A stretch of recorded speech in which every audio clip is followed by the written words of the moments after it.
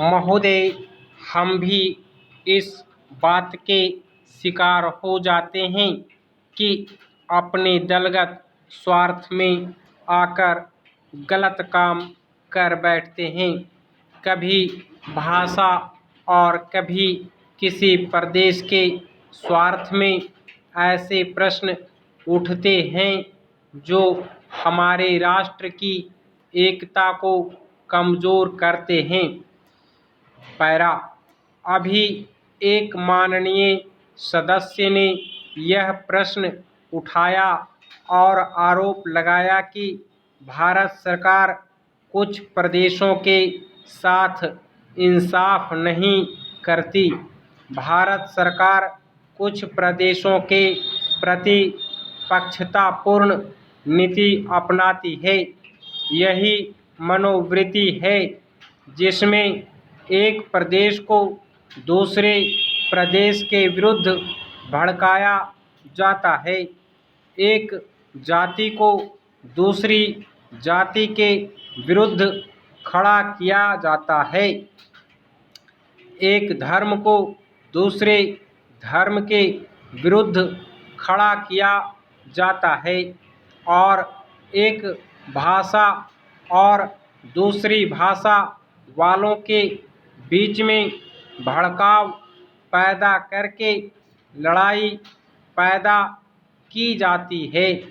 यही मनोवृत्ति है जिसको हमारे विरोधी दल के बहुत से लोग भड़काकर पैदा करते हैं। उनकी अपनी गलत नीतियों के कारण विशाल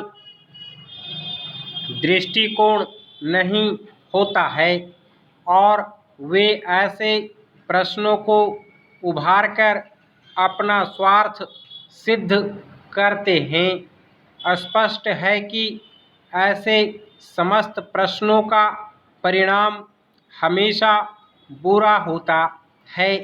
इसलिए मैं सभी राजनीतिक पार्टियों के नेताओं से अपील करना चाहूँगा कि जो प्रश्न हमारे देश के सामने हैं और जिन पर हम सबको चिंता हो रही है तथा जिनका हल निकालने की हम कोशिश करते हैं, उन तमाम प्रश्नों के ऊपर हम ठंडे दिल से विचार करें। पैरा। श्री वाजपेयी ने एक अच्छी बात कही। उन्होंने कहा कि इन प्रश्नों का हल सड़कों पर नहीं होगा। मैं भी उनसे इस बात में सहमत हूँ कि इन प्रश्नों का हल प्रजातांत्रिक ढंग से ढूंढने का प्रयत्न करना चाहिए।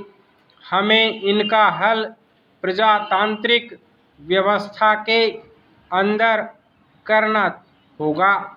सड़कों के ऊपर इन प्रश्नों का हल नहीं हो सकता है।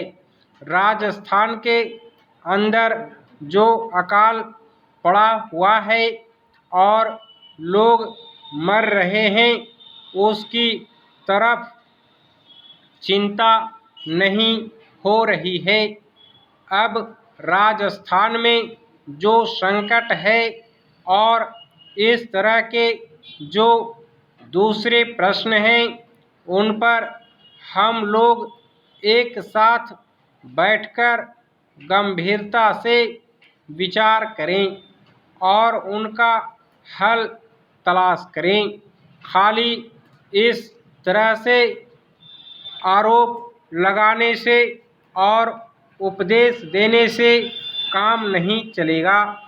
इस देश के अंदर बंगाल में बाढ़ से जनता पीड़ित हो रही थी और उसको अनाज, कपड़ा और जीवन की रोज़मर्रा की आवश्यक सामग्री भेजने की कोशिश हो रही थी।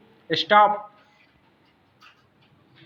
अगर आपको यह डिक्टेशन पसंद आए तो इस चैनल को सब्सक्राइब एंड लाइक करें।